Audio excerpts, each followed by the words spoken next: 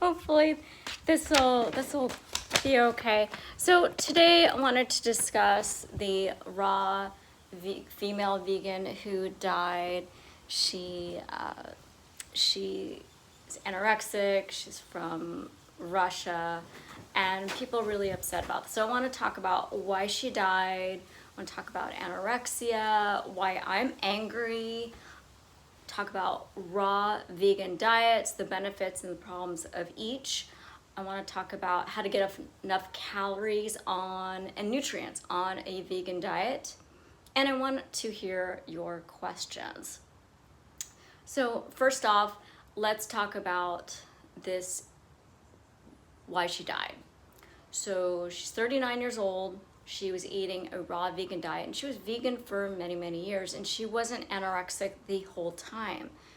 So what she was pretty extreme. So what she was doing, she wasn't drinking any water. She was getting her liquid from juices. So she would juice vegetables, and I probably threw some fruits in there as well. And so she was using that as the majority of her hydration. I do not recommend juicing because you're removing a lot of the nutrients and the fiber, and that's not a whole food. So if you are juicing, that is only recommended for a short period of time, like if you're water fasting. You never want to dry fast. So she also did dry fasting. So what dry fasting is, where you don't eat or drink anything. That's ridiculous. We are 70% water. You definitely want to have water in your body at all times throughout the day. Yes, water, hydrate. So just eating fruit is not going to give you enough hydration, and getting juicing is not enough. You got to drink your water. So that was a problem. She also wasn't eating enough. So I would consider her a fruitarian. That is a person who gets the majority of their calories from fruit, because she was eating fruit and sunflower sprouts, and she was eating some avocados and raw vegetables and salads. So it's really hard to get enough calories if you are on a raw vegan diet, unless you're eating a lot of fruit. And fruitarians are typically very slim because there's not a lot of calories in fruit. And otherwise you're gonna have to eat, if you're not eating a lot of fruit, you've gotta eat a substantial amount of fat, as long as they're healthy fats. And you get those fats from, the best ones are avocado and chia and flax seeds. So let's also talk about anorexia. So this is completely separate from her raw vegan diet. And that's what a lot of people are trying to connect the two.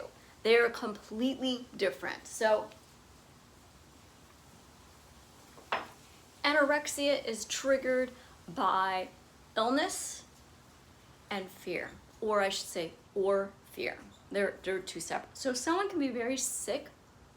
It can be from getting chemotherapy. It can be from having some problem with swallowing or digestion and throwing up food. Like if you're taking the Wegovy shots and you're throwing up all your food. So illness can cause anorexia. So we shouldn't automatically think, oh, they just need to eat more, because it may be something completely different. The other thing, and more common, is people can be anorexic due to fear. So fear can be, for instance, I don't want to get fat. Well, why don't you want to get fat? What's the fear with being fat or being a little bit overweight? People aren't going to like me. They're not going to love me. I'm not going to have enough followers. People aren't going to think I'm attractive. So, or it could be because they don't want people to find them attractive. For instance, this one woman was raped, and she didn't want people to find her attractive because she was afraid of getting raped again. Very scary, totally understandable. So if someone is anorexic, it isn't a food issue. It's something going on in here that they should talk to someone about, because anorexia is unhealthy. you can have any diet that is healthy or not. That has nothing to do with being vegan or raw vegan. So we talked about why she died, anorexia, and what was wrong with her diet. So what I want to talk about is why I'm angry. And I know a lot of people are angry also. But why I'm angry is a lot of these meat pushers, these are the ketogenic folk or the paleo people, or just people who really enjoy eating their meat, and they're just promoting eating dead animals basically. And they're exploiting her death to spread misinformation and trying to prove that a vegan diet is unhealthy. So there's a lot of bashing of thin people. Oh, she's thin, she's skinny. What about all the heavy, overweight, obese people that are eating a ton of meat? So let's not talk about those people. Let's just put the skinny people down. You know what? No matter whether you're fat or thin, don't talk about people's weight. It's not nice, it's not kind, it's cruel, it's mean. So talking about what someone looks like, either to their face or behind the back, is rude. So let's now talk about, it's like, okay, let's talk about how many vegans get sick and how many meat eaters get sick. I mean, there are literally millions of people who die every single year from eating high protein diets, high animal protein diets. So that's completely different. So it's not like, oh, vegan is unhealthy and meat is healthy. If you look at the statistics, how many people are sick from being overweight and they have kidney failure and heart disease and diabetes, that's all caused from eating animal protein and processed foods and lots of oil and sugar. So a combination of those is what is causing the majority of diseases. So now I want to talk about the different types of raw vegan diets and the benefits and problems of each one. So the very common one, the one that we all love mostly, is what's called a gourmet raw vegan diet. And that is one where you can add sweets to it, like agave, which is a delicious sweetener. And you add nuts and seeds and cocoa powder, and you can add coconut. You can make all sorts of amazing desserts. You can do like the raw vegan pudding or cakes and cookies and brownies, and I've done them all and they are fantastic, and they're a great way to add calories and have you gain weight and have your cholesterol rise. And some of those people also use coconut oil, and you know they'll add sometimes even olive oil. So you can get unhealthy and gain weight on a raw gourmet vegan diet. And a lot of people, they'll use their dehydrator and they're drawing the food to make it taste more like cooked food. There's also a very common raw vegan diet known as the fruitarian diet, or the 80-10-10, where 80% of the calories come from fruit. And so you have to eat a lot of fruit.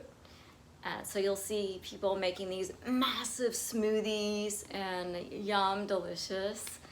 And the other 20% will be from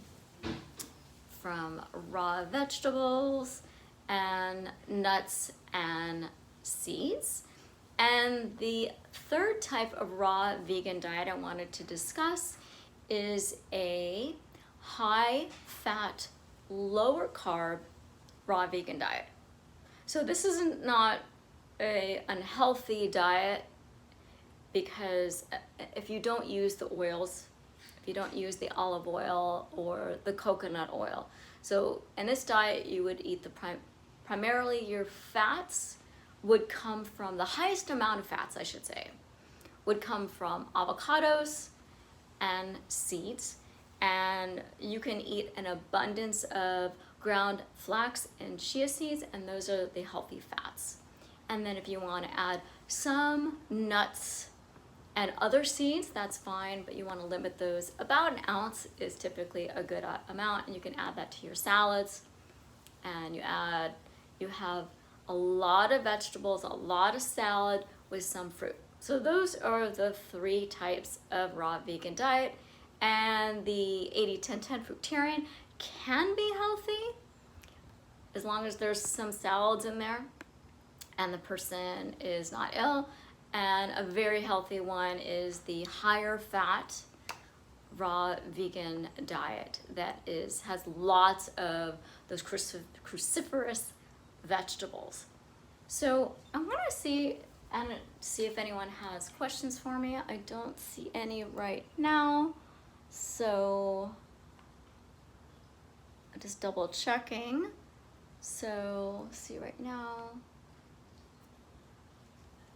So it doesn't look, so if you have any questions and want to air your grievances, if you're upset about anything, I think a lot of people that are upset are vegans because they do not want to hear that someone who is vegan was not eating enough. They're upset that this woman died. No one wants to hear that, or to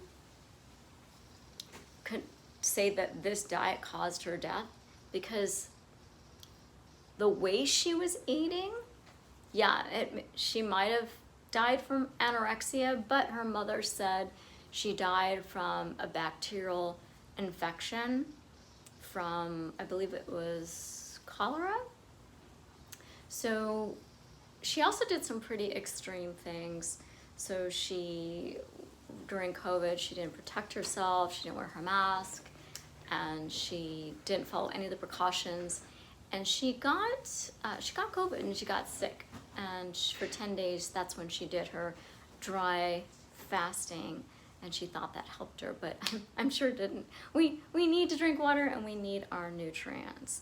So if you have any questions, put them in the notes below and I'll respond. And next week's video is how to choose the best plant-based vegan diet based on motivation and health. So check that out, and hopefully I'll see you next week.